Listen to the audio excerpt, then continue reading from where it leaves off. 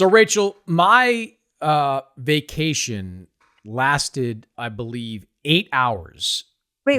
Was Before it like 3 days ago you told me, like, that's it? See you at, like, when we get to the beginning of the I season. did. I did. I did. I worked a fight over the weekend in the Dallas area, got on a plane Sunday afternoon, got to bed early Sunday night, woke up Monday ready to start my vacation, which is probably going to include like a lot of high noon and a lot of early to bed nights.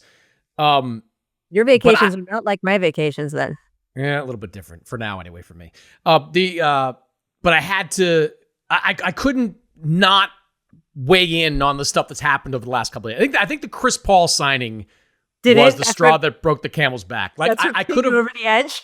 I could have gotten away with letting the Damian Lillard signing wait for a few weeks. I even could have punted on the Marcus Smart signing, but the combination of Chris Paul and Marcus Smart changing teams, both going to the LA area, that did it. I had to. I immediately sent the text to him like, all right, so What this time? afternoon, one more, uno mas, one more, uno mas for the people out there. So here we are I'm thrilled. recording. It's great. It's great to be in everyone's cars or wherever you're listening.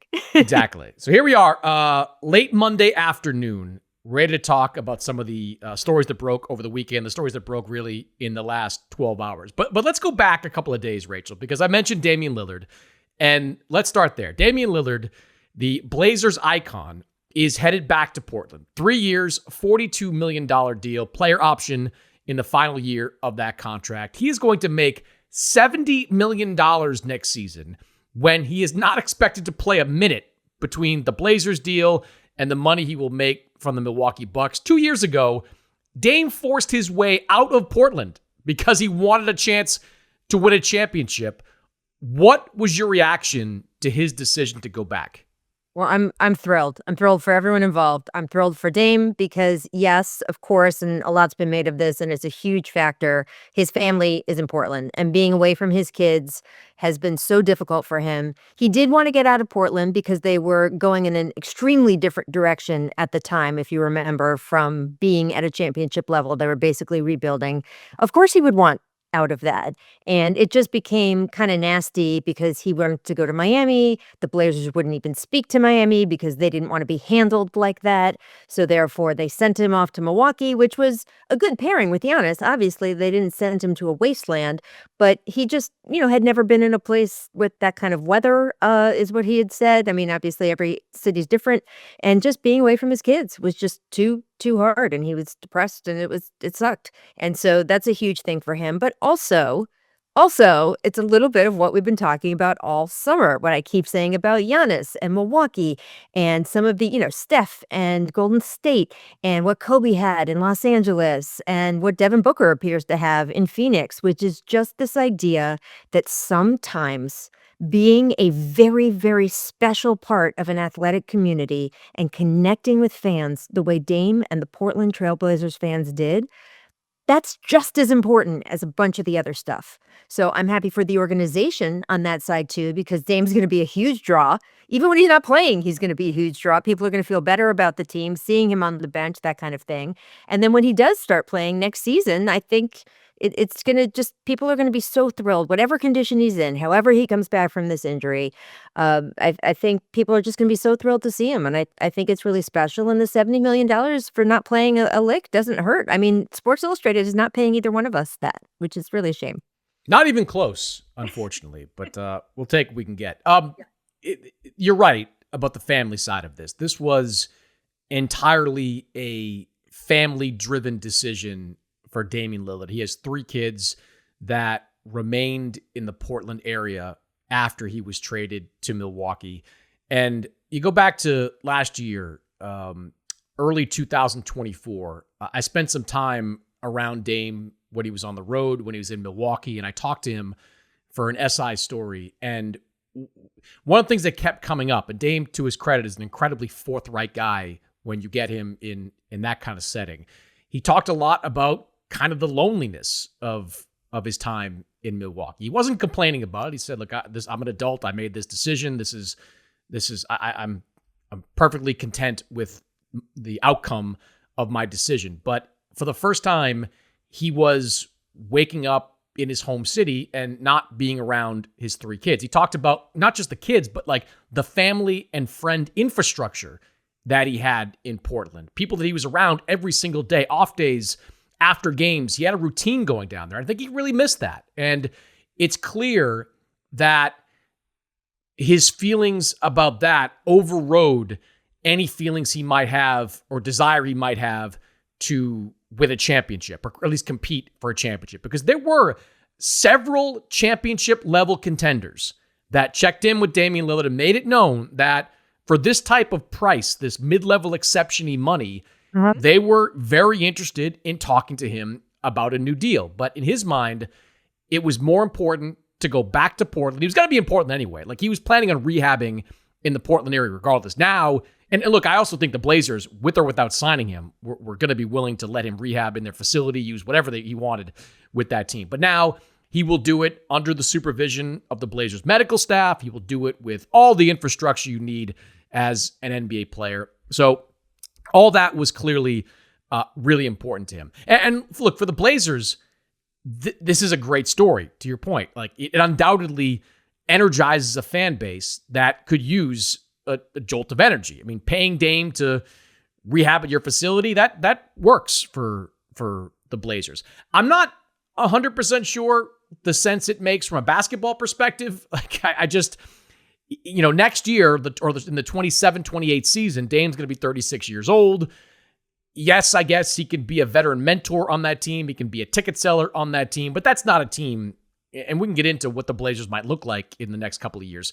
But that, no matter how you cut it, that's not a team that's going to be competing for a championship. So I think it is a bit of a weird fit for the team that they have. But overall, at that price, to bring Damian Lillard back, if you're Joe Cronin, you got to do it. And for Damian Lillard, you saw, the old grass isn't always greener. You saw what the grass elsewhere looked like. And you clearly were happier to come back to the lawn that you are most familiar with. But what do you think about the fit, I guess, for Dame in the whatever it is, 14, 15 months that it's going to be when he returns to the floor?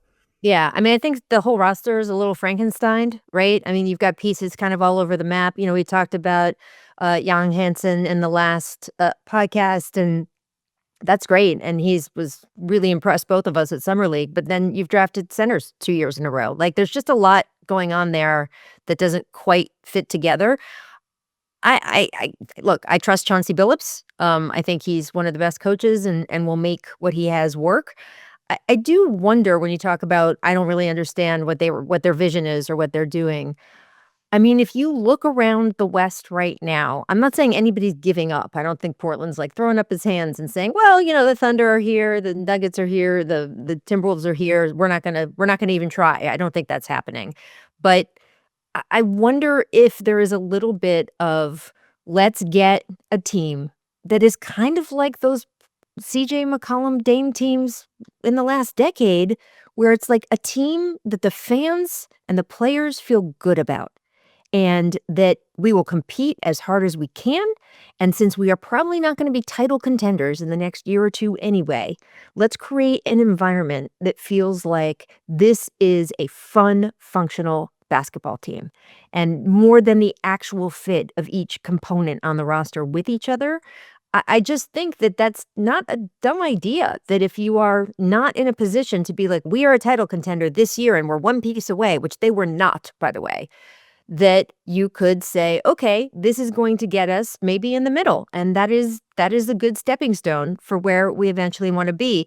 One thing neither one of us mentioned at the top is Dame also got a no trade clause inserted into this contract, which is kind of amazing, because when Bradley Beal got bought out by the Suns, that left LeBron James as the only player in the NBA who had a no trade clause. And you and I remember when that was a lot more common, and Dame got one put in. So I think that's good for him too, because that salary that he's coming in to the Blazers on, it's a tradable contract, right? And he, as you just said, the grass is not always greener. You want to stay in your home lawn.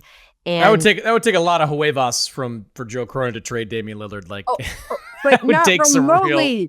Not remotely on the level of what we've already seen this year. Yeah, Mavericks, but if Dame went back there, Yeah, I guess. But if Dame just re-signed there, they did this whole rollout to like trade him midway through that deal. Clearly, Dame Lillard thought it was enough of a chance. Oh, look, if you can get it, you take it. Yeah, you can get it. You can take it. It is, to your point, like a very Frankenstein-y is a good word. It's a weird roster. Like Drew Holiday's in his mid-30s, Jeremy Grant's in his early 30s. Both these guys still good players. Mm-hmm. Denny Avdija might be the best player. Denny Avdija, I mean, I mocked that deal when it happened with the Washington Wizards. I thought giving up 2 first-round picks for Denny Avdija was bizarre, but the guy averaged 20 points per game last year, played 72 games in Portland. So from DC, I can tell you he's a legit player.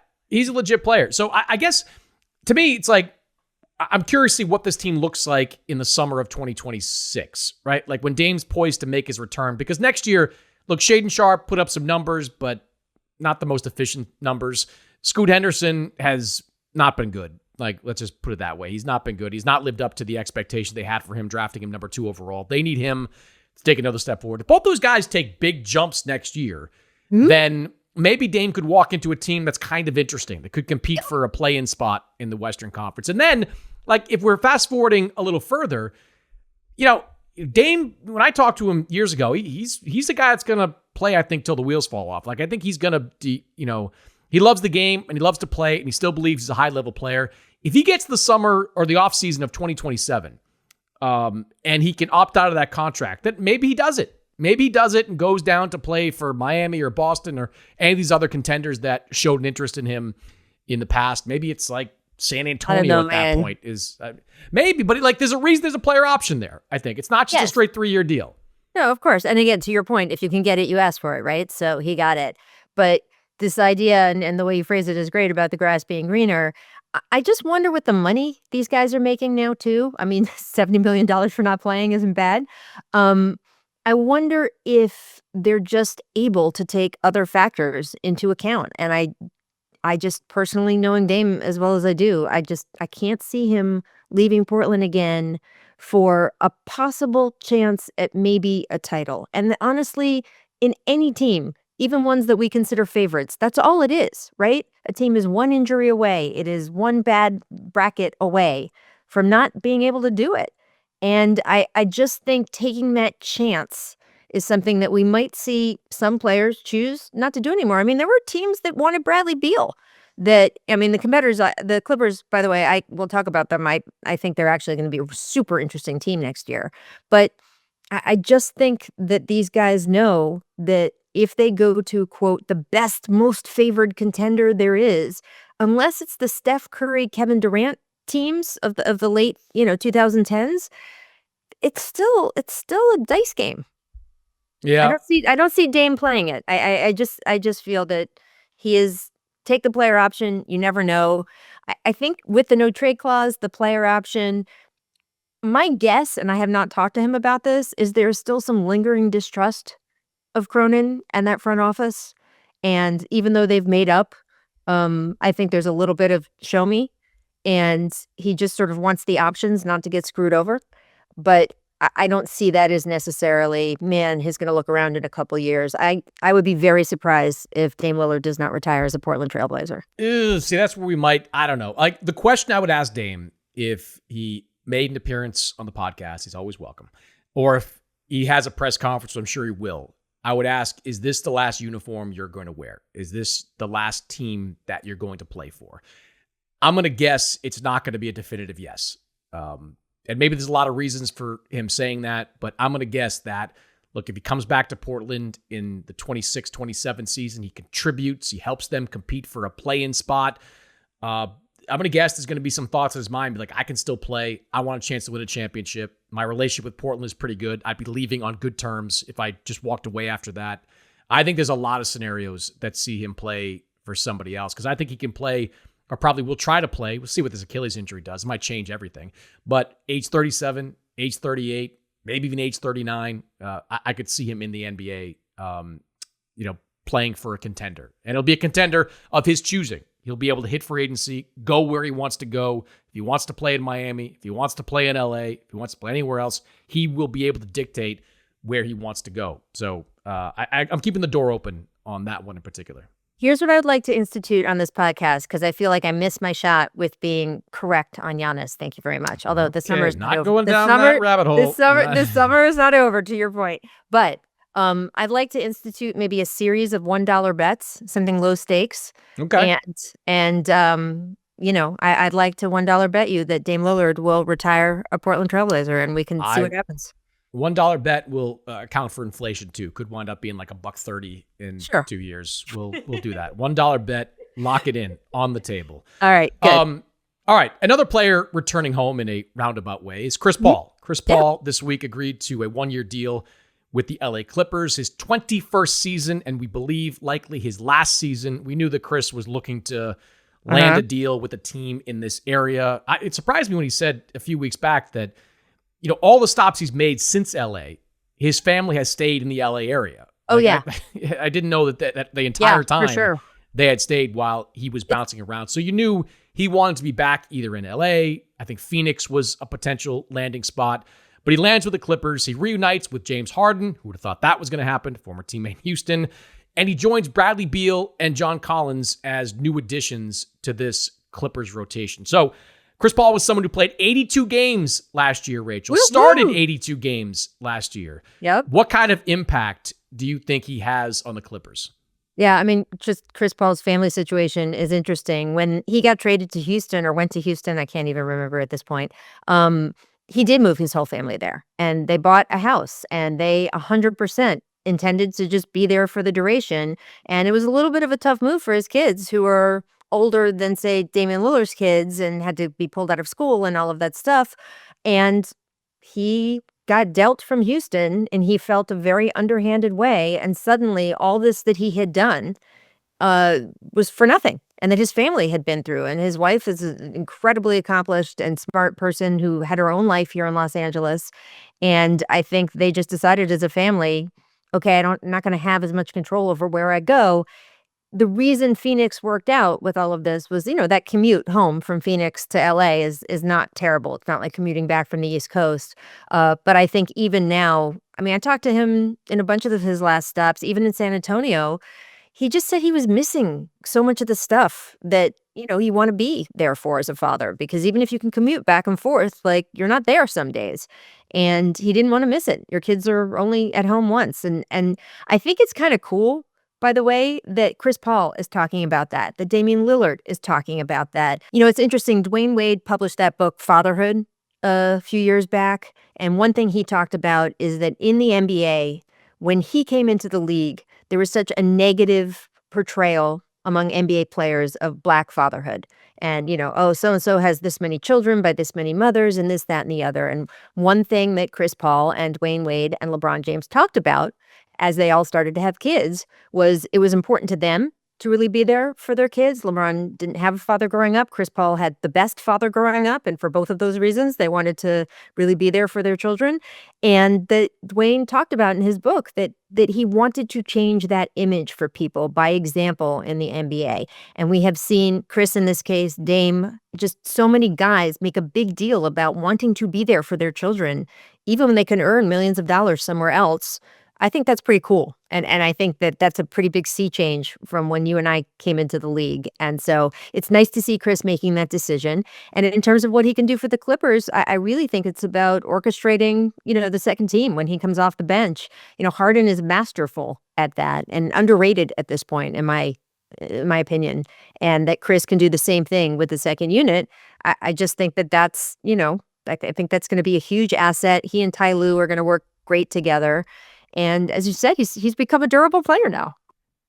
He has. And look, he still is a productive player. I mean, shot 38% from three last season, 7.5 assists per game. Those are good numbers, even on a team that really wasn't going anywhere in San Antonio. Remarkable that he was willing to do that, to play all 82 games. I'm sure the Spurs would have been fine if he sat some games out down the stretch, did whatever he wanted as they were headed towards the bottom of the lottery, but he played all 82 games and was, productive for a player 40 years old and his 20th NBA season.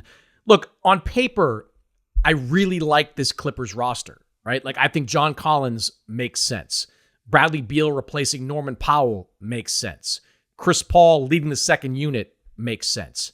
But they've also added a lot of guys with egos, right? Like Chris Paul started last year, all 82 games. I'm sure there was a conversation with the Clippers about what his role is going to be. I'm sure of it. But you know this. It's one thing to have the conversation, one thing to see it manifest during a season. Same thing with Bradley Beal. Love the fit. Bradley Beal as a max level guy with a no trade clause, hated it. Bradley Beal on a 2-year, $11 million contract, love it, or whatever that number is. Love that deal. Phenomenal for the Clippers. But Bradley Beal is used to being a starter. Bradley Beal chafed at the idea of a reduced role in Phoenix. Again, certainly was a conversation between the Clippers and Bradley Beal about what his role is going to be. But I look at this Clippers rotation, and I'm thinking, if they're ever playing a fourth quarter with Chris Paul, James Harden, and Bradley Beal in the lineup, that team's going to lose. Yeah, they need to have Chris Dunn playing a lot of these minutes. Chris Dunn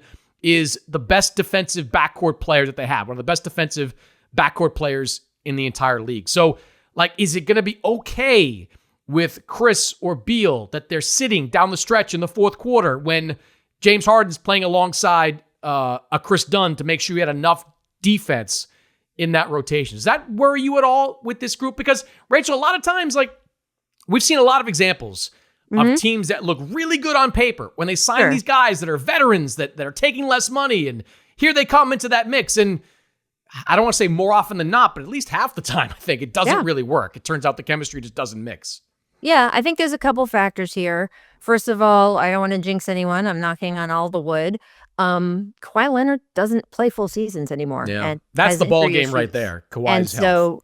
So if they can keep him healthy to the playoffs, which they did this past year and through the playoffs, that will involve him taking a bunch of games off. We just know that that's how it works with him and his injury management. So when you talk about lineups or starting lineups, or is there room for everyone, that is a pretty huge factor that some of the teams you're talking about didn't deal with, that the best player on the team isn't going to be there for a chunk of the season, and you just know that going in, and therefore sort of pieces move around. I also think we've seen depth is more important than it's ever been.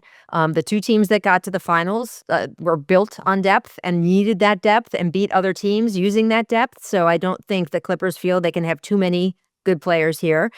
And I think because of the particular way the veterans you're talking about got to the team, I think that's a factor too. I think that the Clippers were very purposeful and careful about how they brought these guys in.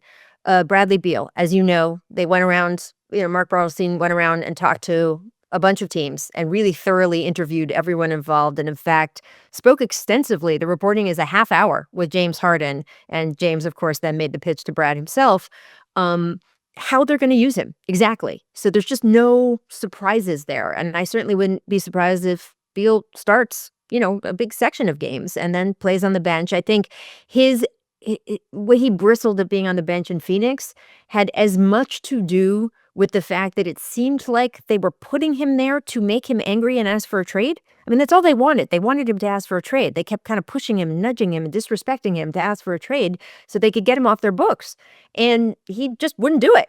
And I think the circumstances of that are part of what that bristling was. I also know, and you know this, that guys, the first time they're asked to go to the bench who are big stars really have an issue with it. And the second time are less they're more accepting. They less have an issue with it. So I think Bradley knows what his role is going to be there. And so therefore, I don't worry about that ego. And Chris Paul, I'm curious, you're more in this game than I am. I don't really do transactions. How many people, how competitive was it for the Clippers to get him? And the reason I ask that is I'm just curious what his other options were. There were definitely teams interested at that dollar figure. But to be a starter? No, I'm trying to think of the teams. No, not a starter. If you go through the process, at least not a full-time starter. There are teams that you probably recognize that could use a veteran point guard. Yeah, no, 100%. And by the way, I think a lot of teams should be interested in Chris, but I do wonder if you go through the process and the teams you talk to all say, we'd love to have you, but let's be honest, you're going to be coming off the bench. I think there's less ego when you pick the team you want to be Yeah. coming off the bench, because you're not sitting there being like, well, the league says I should be a starter and you're not doing it. So I just don't worry about that stuff as much. And I don't know how much we're going to talk about Beal, but by the way Bartelstein handled the whole Beal situation, I think is a great advertisement for him as an agent. I don't know him that well. We don't have some relationship. This is not an ad, as they say, but I just, it's really kind of I mean, the contract in the first place was, obviously made him overpaid, but he got him overpaid with a no trade clause. And then the way they orchestrated out of Phoenix to basically they still held the Suns a little bit hostage because the Suns needed to buy him out. And they were able to dictate how that worked with the least amount of losing money for Beal, and then sign exactly with the franchise they wanted after extensive interviews and scouting. So I was very impressed with all of that. And I feel like all those components and all those people, it certainly could come back to bite them. But I think it's going to work. I think they're a super interesting team. I like the roster. It was Mark Stein that reported that Bradley Beal actually waited until July 15th to accept the buyout, because on July 15th, he got a balloon payment from the Phoenix Suns. So he fairly masterfully orchestrated the making of the money for Bradley Beal, getting that cash in hand. Can I ask you a controversial question, though? Oh, hey, here you go. Okay. So who is the better roster? Who do you feel better about, Lakers or Clippers? Since we're talking about roster right now. Just because I think the Lakers stars are more durable, I'm going to lean towards the Lakers right now, because I'm just sort of assuming that Kawhi misses time or has to sit out. I'm hoping I'm wrong. I'm hoping he plays 70 games, and because he's fun to watch, and when he plays, he's like a top 5 player in the NBA. But I'm going to assume that he missed some games. The only thing I would push back on your optimism of the Clippers is that you're right. Depth is really important in today's NBA. But it's more than depth. It's interchangeable depth. Yes. Right? Like the Thunder, right. The Thunder are champions, to give examples, because when Lou Dort gets tired, Cason Wallace comes in. Mm-hmm. Or when Jalen Williams is tired, Alex Caruso comes in. You've got a whole bunch of guys that do a whole bunch of the same things. Can they say the same thing about the Pacers, too? Like, they just plug and play different guys to do the same things. This Clippers team, as currently constructed, is a lot of offense, defense. And look, the one thing I worry about with them is that their identity was defense last year. They were third in the league in defensive efficiency. Absolutely. So when you're planning to play Chris Paul minutes, Bradley Beal minutes, if everybody's healthy, you would assume that Chris Dunn plays less minutes, or that Derek Jones Jr. plays less minutes. Like, these are guys that were vital to the identity that they formed in Los Angeles. So this is going to take some creativity, I think, from Ty Lue, and it's going to take some real subjugating of egos, from some of these stars, because there are going to be minutes where they're going to need Derek Jones more than they need Bradley Beal. They're going to need Chris Dunn more than they need Chris Paul. Like, it's just the reality of today's NBA, where if Harden and Kawhi are giving you enough firepower and you want to play John Collins at the 4 because you like the lob threat and Zubac is an anchor for them defensively, he's not going anywhere. Ty Lue, I think, is going to earn his money if this team's going to be successful this year. He's going to have to really get creative in terms of what he does in the rotations and on the floor, and how he manages that Clippers locker room. That's sort of my That's my all take completely fair. Absolutely. All right, let's talk about the Lakers then, because if it is a day that ends in Y, we have to talk about the Lakers. Marcus Smart, waived by the Washington Wizards. He immediately signs a 2-year deal, player option on the second year for Marcus Smart. Marcus has had a rough go of it the last couple of years, only played 54 games between Memphis and Washington the last 2 years. He's certainly not the defensive player of the year guy we saw, about 5 years ago now, but he still is a pretty productive defensive player. At least the Lakers are hoping so. So I'll ask you kind of the same question. Like, how big and how significant of a pickup is Marcus Smart? I mean, I just don't know enough to answer that right now. I don't know what condition he's going to be in. Because he hasn't played a ton, I don't know where his defensive chops are at the moment. I mean, I am a huge Marcus Smart believer. You and I both loved how he played in Boston, but it is hard to know exactly what the Lakers are getting. There is completely a best case scenario, but there is also a worst case scenario. I know he's a great locker room guy, so that's good. But I can't really evaluate. I don't know. It's hard for me to sit here and say, this is how it's going to be, because we just haven't seen enough of A, his durability going forward, and B, sort of where the defense is at the moment. I think he's going to have to play it out for us to figure out if this was a good move or not. I mean, to me, the biggest reaction has been pretty funny, seeing all the Celtics fans who just are beside themselves that Marcus Smart would be in a Lakers uniform. Yeah, that's not going to go over well in Boston the one time the Lakers visit next year, that's for sure. But if you're the Lakers, I think it's a really smart, poor choice of words, right choice of words, smart flyer for them to take on Marcus Smart. It's not a big contract, as we mentioned. Basically a 2-year deal at a very low number by today's NBA standards.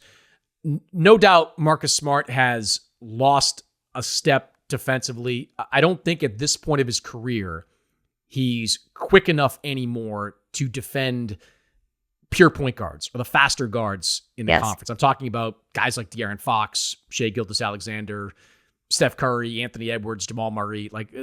I think he'd have a tough time doing that. At the same time, he's still capable of guarding the bulkier 2 guards, the stronger 3 men. And look, we've seen him at times defend 4s and 5s in certain situations. He's a really good, in Boston, where they ran a lot of guard forward screens. He set ball screens in Boston. And I think that's still going to be of value to the Lakers, as is his ability to catch and shoot. I think he was around 35% last year from 3 between the 2 teams that he was on. If he can be that kind of 3-point shooter and not have some of his crazier moments where he starts chucking up threes like he's Steph, I think that he can be a real part of that rotation, because you look at the way their backcourt is shaping up right now. Like, Luka's a minus defender. Austin Reeves is a minus defender. You've got Jared Vanderbilt in the rotation that can conceivably defend backcourt guys, but his health is always in question.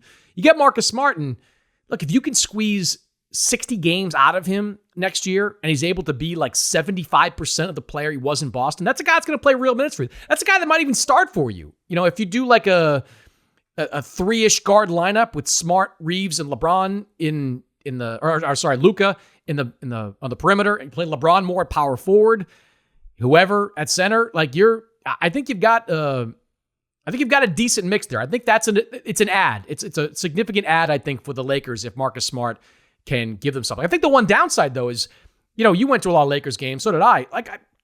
Jordan Goodwin's not bad. That's Jordan literally what I was about to ask you. Yeah, so Marcus Smart is a name brand, right? Jordan Goodwin is more sort of, if you live in the LA area and you see him play a lot, you realize quite how good he is, or talk to coaches who bring him up.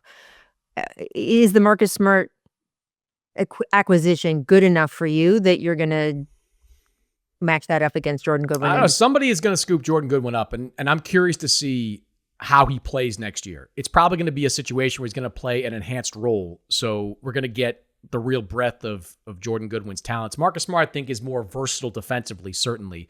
But Jordan Goodwin may have a higher ceiling at this point. He's a young guy who's only going to get better in the years ahead. Look, you asked me before about which of the 2 LA teams, their rosters I liked. I like the Lakers, because of the likely durability of their 2 stars compared to the history that Kawhi has, and to a lesser degree, James Harden. But I also think that the upside for the Lakers is more significant. I think that Marcus, if he can get back to being, again, 75-80% of the guy he was in Boston, and we even talked about Maxi Kleber, coming back next year. Maxi Kleber went to the finals playing opposite Luka Doncic, right? He's a 3-point shooter who can defend multiple front court positions. I think at some point, I think Maxi Kleber's a better fit to start with Jackson Hayes, personally. I agree. Or not start, I guess, but to take the minutes behind the next DeAndre option. Ayton. Yeah. Yeah, DeAndre Ayton is going to be the starter there. But I just think that, and throw Ayton in that mix too. What's his upside? Does he get reinvigorated playing for a contender once again, and kind of fighting back or against the doubters?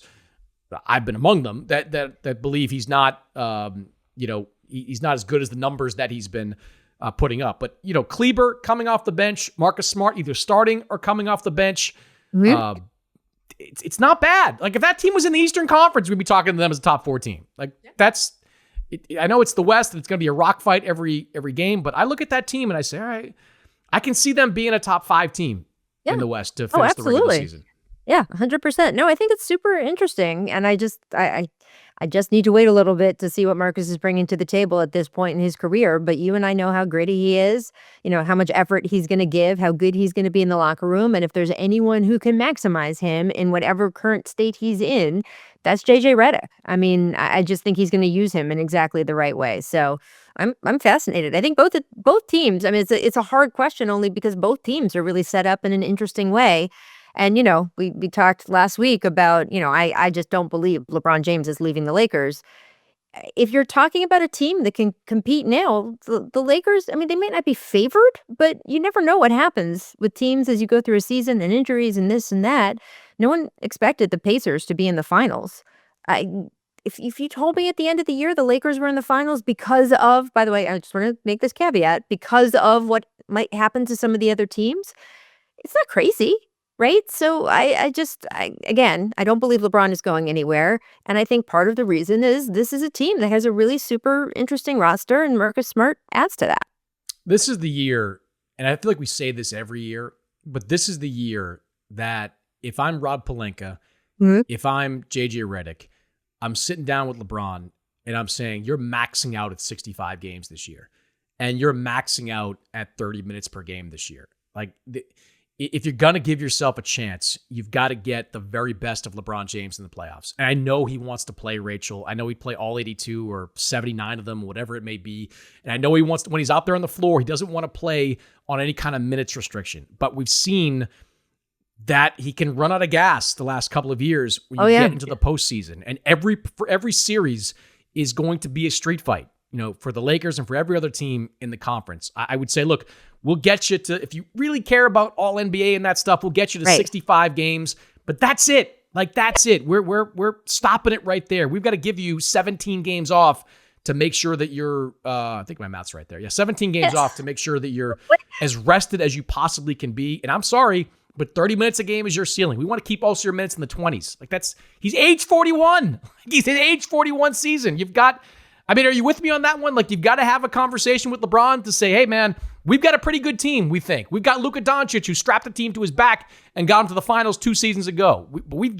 You're our second best player. We've got to make sure that you are 100% when we get to April. Yeah, I absolutely think you're right. Also, I know the last coach the Lakers had thought he had reached an agreement with LeBron on that exact thing, and LeBron blew through the minutes restriction and kept saying, I don't want to come out of the game. I want to come back in. I think it is hard for a coach, even, with the symbiosis that JJ and LeBron have. If in the moment LeBron James wants to keep playing and does not want to come out of the game and wants to go back in when he's taking a blow, like, that is a really difficult position for a coach to look at him and say, no, screw you. And the repercussions of that go way beyond that one game, obviously. So yes, they need to sit down and have that conversation. I completely agree with you. It is what I would do if I was running that team. It is up to LeBron if he wants to listen and play ball. And we'll just have to see, because it is what would be in his ultimate best interests. I just think there's no question about that. It would help his team get further in the playoffs. And by the way, keep him healthy, because we've seen in the past few years he hasn't been quite as durable as he was early in his career, because, that's how aging works. But he's got to want it. It's like, you can't make someone quit smoking. They've got to want to quit smoking. I kind of see it the same way. They can have all the talks they want with him. He either buys in or he doesn't. The quit smoking. I had to think about that for a second, but you're right. Yes, it is the. You ever had someone close to you want them to quit smoking?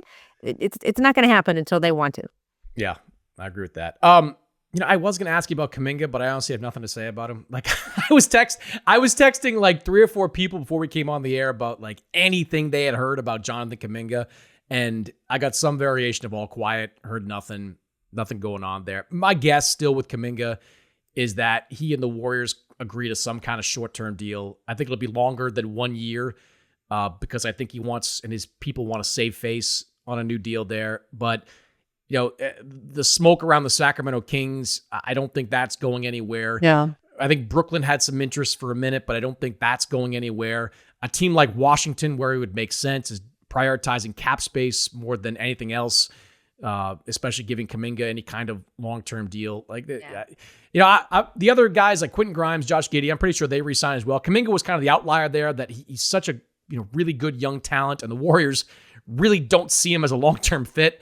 I think he winds up back there. I don't know when it's going to happen or how it's going to happen, but my guess is that it's like a 2-year, $50 million deal, something in that range, 3 years, 60, maybe if you want it with a player option on the third year. I think somehow they work something out. I don't know if you have a different take on that, but my hype to talk Kuminga was dampened considerably when I just couldn't get any new information about it. No joy. There's No nothing. joy. I mean, look, I think, first of all, absolutely. I've heard nothing in those corners either. I don't think there's any big takers for him and sort of committing the money going ahead for him. Money's gone. The money's gone. Yeah, money's gone. I think it's more just the discussion, or just sort of the question is a little bit of, restricted free agency. Not that it ever was, a huge outlet for players. It's just kind of become, it's not real really anymore, because we've just seen example after example where a team that wants a player has to so overpromise and so overpay to convince the other team to not sign the offer sheet themselves, that teams aren't doing it anymore. And I don't blame them. It's just not really a good system for anyone. And that means players are, quote, under team control really for 7 years before they have any choice. And if I was the Players Association, there's a lot of horse trading to be going on. They've basically already agreed to a hard cap, which is not what I ever thought was in their best interest. But I don't know where there's room to give an exchange on. But if there is a way to shorten that 7-year window, with the idea of what restricted free agency was maybe supposed to be in terms of shortening that window if a player doesn't feel he's being treated fairly, I think that's something to explore for them. I'm a big believer, by the way, that now that there's NIL money in college, that the age limit in the NBA should actually be raised. I think it should be 2 years. I think that would benefit teams that would know what they're getting in the draft better. And I think it would frankly benefit players who are getting developed on a more sort of micro level by these college coaches who are trained in development in a way not all pro coaches are, and they could still be getting paid. I mean, that was always the objection, right? It's not really fair to tell these guys, you're over 18, you're an adult, you can earn a living, but we're not letting you. I think now you can do that with a clear conscience. And by the way, the players who would have to vote on it are the players currently in the NBA. I mean, it's sort of like raising the drinking age or the driver's license age. You're not getting a vote from the people who would be most affected by it. So I would think that would be an easy thing for the current players to give. And I don't know if that would help with sort of ratcheting down those 7 years. I don't know exactly whose interests are what there, but I do think that the Kuminga situation is a valuable spotlight on restricted free agency basically not meaning anything in today's NBA, and what that means for players sort of obligated to 7 years with one team without any right to kind of do anything else otherwise. And I don't know. I don't love that. Yeah. Restricted free agency has rarely led to a player switching teams. I think one of the most high profile ones recently was DeAndre Ayton. We discussed, signed that offer sheet with Indiana, and the Suns, even though they didn't really want to pay DeAndre Ayton, also didn't want to lose him for nothing. So even if you get an offer, you're very likely to see that offer match. And that's what's made teams over the years reluctant to make those offers, just waste time with and potential resources waiting for the team to decide to match it. It's become worse now because of these aprons and because there just isn't a lot of cap space out there for teams, in part because this goes along the same lines. Like, a lot of players are looking at the potential free agency and saying, you know what? I'm going to re-up in March or whenever I'm eligible to sign that extension. Brandon Ingram is a good example. I thought Rich Paul said something interesting on Sirius XM radio recently when Rich Paul represents Brandon Ingram. He said, we did that deal in part because I don't know what the market would have been. I'm paraphrasing, but I don't know what the market would have been for Brandon had he become a free agent that summer. So I think more and more as this, second apron, tax penalty reality sets in, you're going to see a lot more extensions signed earlier and much fewer players, both restricted and otherwise, wind up hitting the open market. I would say this, I don't think the union cares. I think the union is fine with the second apron so far because it has not depressed player salaries. Player salaries are still and they're about to go up even more. And you are seeing some movement out there. I think the Luke Cornett deal was interesting from a player perspective because Luke Cornett, I think there might have been some thought that, hey, Boston was the only place that really wanted Luke Cornett. If he didn't get a deal with the Celtics, he might have had to go get a minimum somewhere else despite earning more than that. Well, no, San Antonio was out there with some cap flexibility. They signed Luke to what is basically a 2-year deal with some extra money if they cut him in year 3. So I think that the union's okay with how this is all going. And restricted free agency, I don't think they love it, but it's like the toothache they've had for 2 decades. Like they just got to deal with it. They just got to, suffer through it. Maybe down the line, there's a way to tweak that, to give players a little bit more flexibility, to allow them to make more money just by signing the qualifying offer. I think that would be helpful as well. Maybe there's some machinations there, but right now I think it's just, again, like the toothache they're stuck with. Like that's kind of what they have to deal with moving forward. All right. Well, Rachel, I swear this is it. I'm done. 2 weeks. I'm off. I'm out. Are we making another $1 bet? No, there's nothing that could happen short of, all right, if the Lakers do something crazy, then I will be texting you and saying, let's get back on. Or the Celtics, let's be honest. I will. Yeah, if the Celtics trade, I'm not even going to put that in the universe. Nope, don't do it. I have a moratorium on certain trade ideas. Yeah. If something big happens, yes, you may have to look down your phone and see a text message from me. But until then, I'm going to grab my high noons. I'm going to find my beach, and I'm going to unravel my brain from the last 10 months of basketball, as everyone in NBA circles, yourself included, is undoubtedly doing right now. But I appreciate you taking the last minute text message and hopping on here. Always, always, always. I'll see you soon, I'm sure. Enjoy those beers.